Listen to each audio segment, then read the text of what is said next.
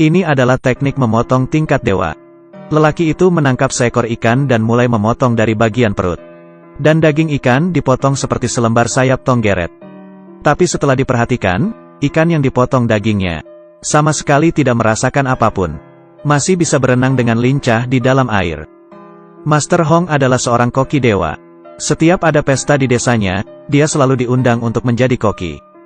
Dia mengambil pisau kepala naganya, membidik tepat babi yang ada di depan mata. Sekali memotong, pisau akan mengelilingi tubuh babi, melewati tulang dan pembuluh darah, lalu berakhir keluar dari mulut babi. Tubuh babi terbagi dua, tulang dan daging semuanya terbelah. Tetapi pisaunya tidak terkena noda darah sedikitpun. Warga desa sangat terpukau. Tapi siapa sangka, di saat mereka melahapnya, tiba-tiba mereka merasa pusing, sakit perut dan muntah-muntah. Semuanya keracunan. Master Hong tidak mengerti. Semua sayur dimasak oleh dia sendiri. Mana mungkin ada salah? Oh ya, garam yang terakhir ditambahkan adalah pemberian muridnya. Dia yang ada di balik semua ini. Master Hong berang, dan mulai memukulnya. Murid tersebut akhirnya menyerah dan mengaku.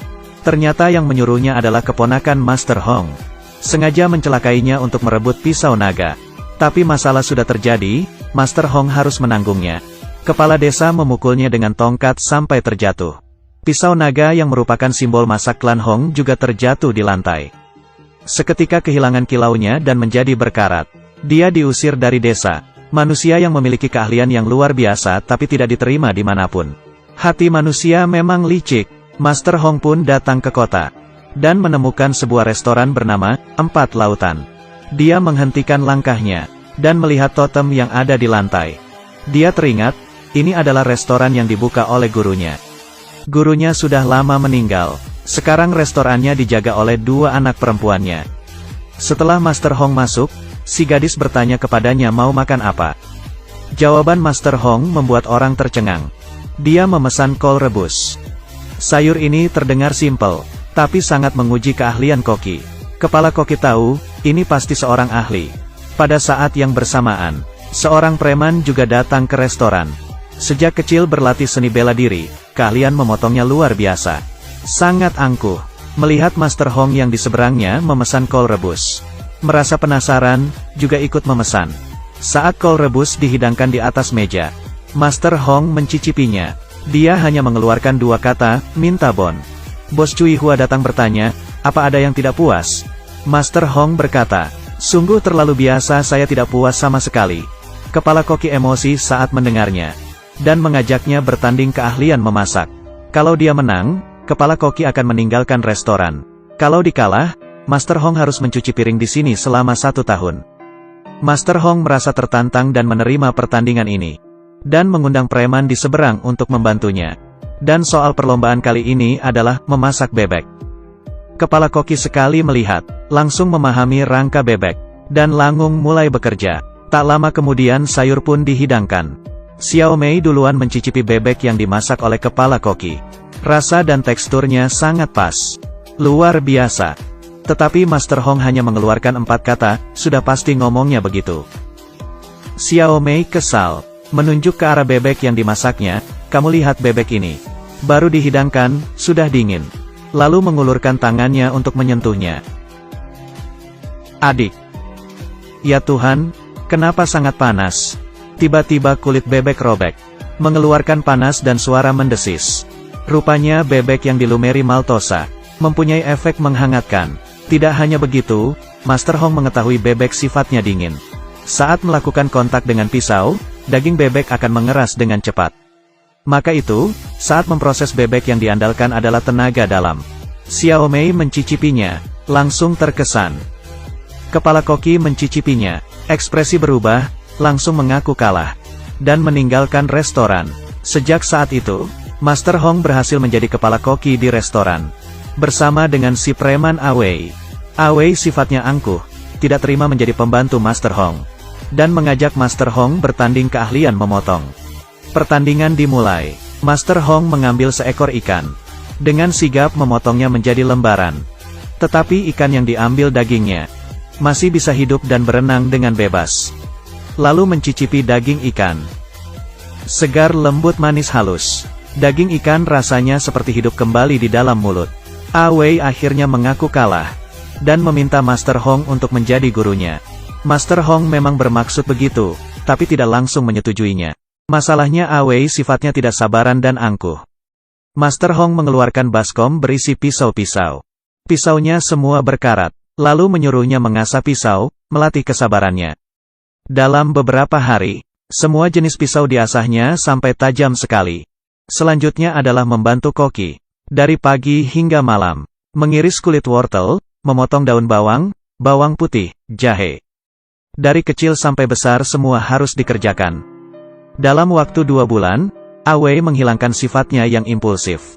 Master Hong akhirnya menerima dia menjadi murid, mengajarinya memasak. Yang pertama yang harus dipelajari adalah menggoreng telur. Masakan ini tampak mudah, tapi harus detail. Supaya bisa wangi, empuk, lembut, halus. Saat mengocok telur harus pas kombinasinya. Panci panas dan masukkan minyak, atur apinya. Semuanya membutuhkan pengalaman. Kalau Awei berhasil mempelajarinya, baru bisa lulus. Dengan adanya kerjasama antara Master Hong dan Awei, usaha di restoran semakin ramai setiap harinya. Hal ini menarik perhatian keponakannya. Dia juga membuka usaha restoran di kota. Pelanggan direbut oleh mereka. Sungguh lancang. Lalu dia mengerahkan bawahannya untuk pergi restoran 4 lautan. Sengaja memasukkan paku ke dalam sayuran. Membuat onar, dan merusak nama baik mereka. Usaha di restoran menurun drastis. Master Hong merasa bersalah, dan bertekad untuk bangkit kembali. Dan kesempatan pun datang. Di dalam kota akan diselenggarakan pertandingan memasak. Yang menang akan mendapat hadiah yang besar, dan menjadi sangat terkenal. Di sisi lain, keponakan juga mendengar kabar ini, dan ingin menguasai posisi pemenang. Dia meremehkan Master Hong. Hari pertandingan, keponakan mengutus pemenang pertandingan memasak tahun lalu si gendut untuk bertanding.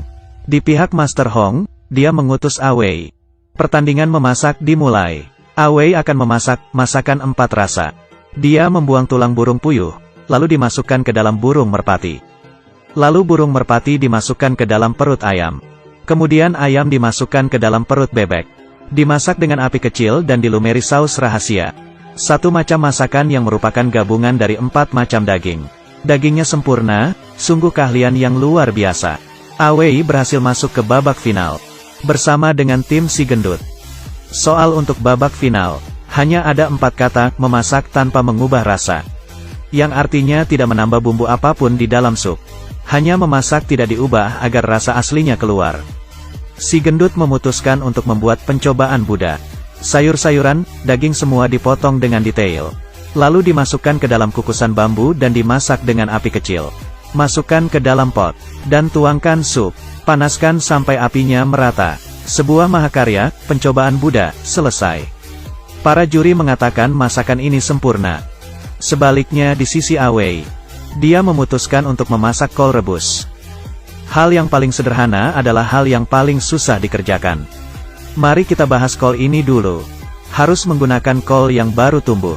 Dan memilih bagian yang paling muda dan manis. Lalu sayur kol ditusuk-tusuk dengan sebuah jarum. Agar kesegaran dan kemanisan kaldu sayur kol bergabung dengan sempurna. Dan kaldu ini harus dimasukkan ke dalam cincangan daging ayam. Diaduk merata dan disaring secara bertahap. Agar rasa supnya lembut, segar dan wangi.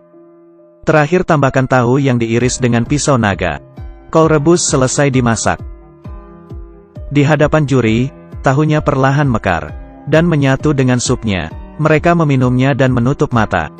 Lalu merasakannya, sungguh puas. Menggunakan bahan yang paling biasa dan sederhana. Dan dimasak menjadi sesuatu yang berharga. Ini baru namanya, memasak tanpa mengubah rasa. Si gendut tidak senang.